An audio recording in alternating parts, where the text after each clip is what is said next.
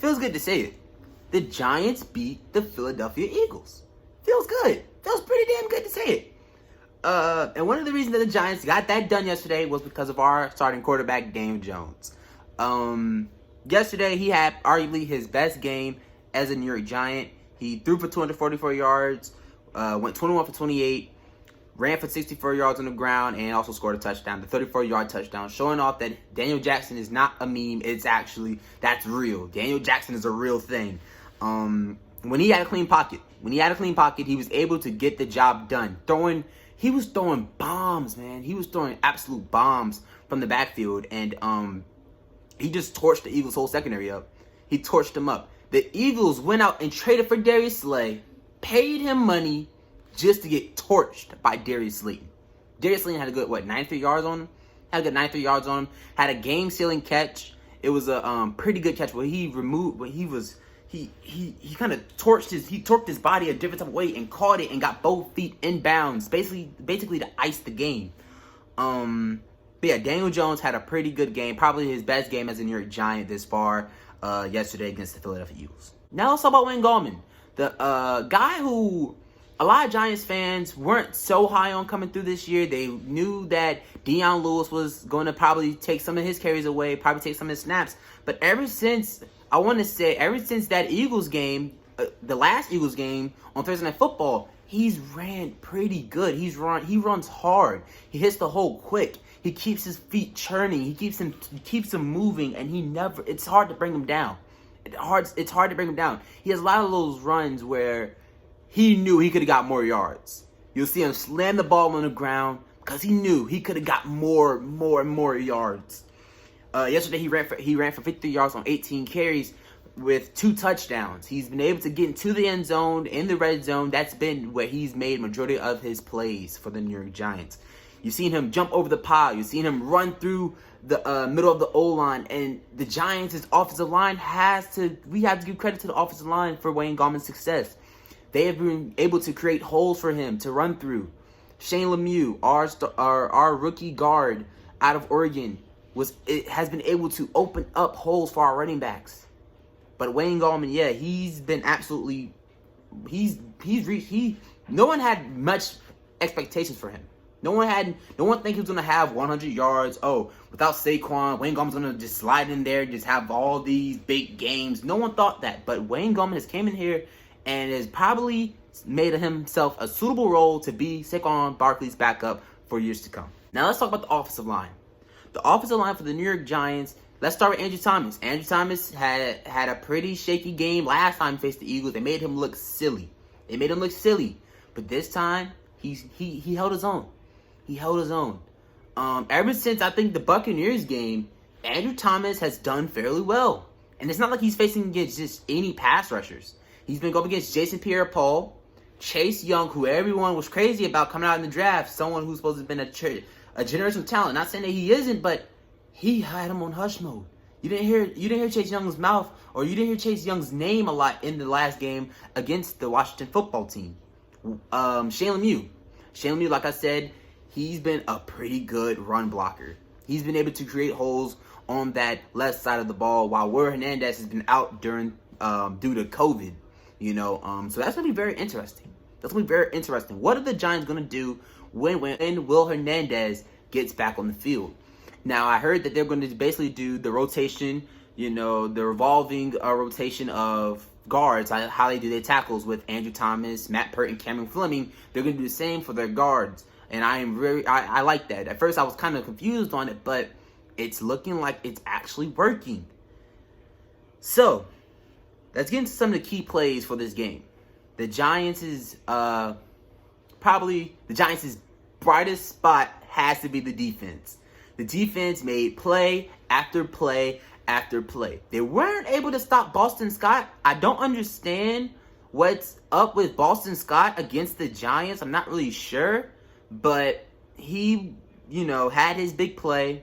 Miles Sanders had a pretty decent game, and the Eagles just did not run the ball no more.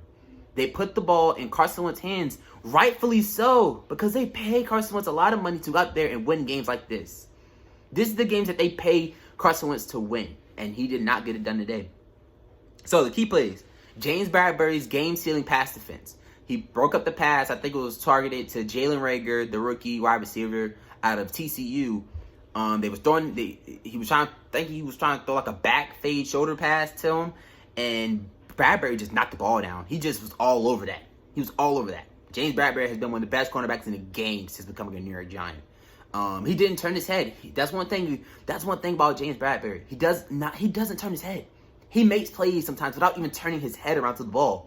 He keeps his eyes on the receiver, and he makes a play as soon as the ball creates contact with him or the receiver.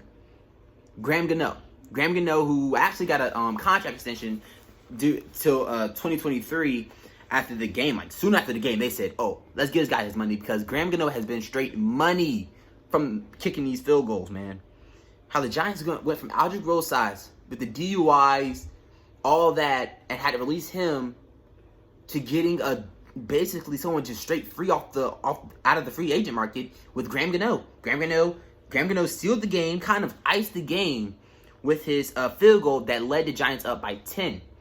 You know, it was kind of going out right, and then it turns. It takes that lucky curve, and it went right in. It went right in. It kind of had Giants fans on the hills like, no, there's no way. But with Graham Gano, he seals it.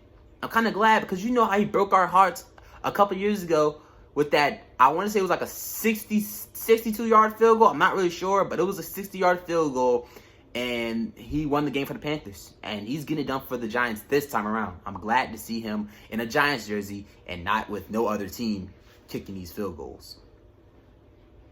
I want to talk about Jabril Peppers. Jabril Peppers, ever since, it's like that Eagles game on Thursday Night Football kind of rejuvenated some of our guys. Wayne Gallman wasn't even the second running back on the depth chart. They went out and got Devontae Freeman. He's been injured, and Wayne Gallman has came in there and did a damn good job ever since that Eagles game. Same for Jabril Peppers. After Jabril Peppers got the game-winning touchdown caught on him by Boston Scott, it's like he took that very personal. He took that personal, and he's been grinding and absolutely being a good player for the Giants defense ever since.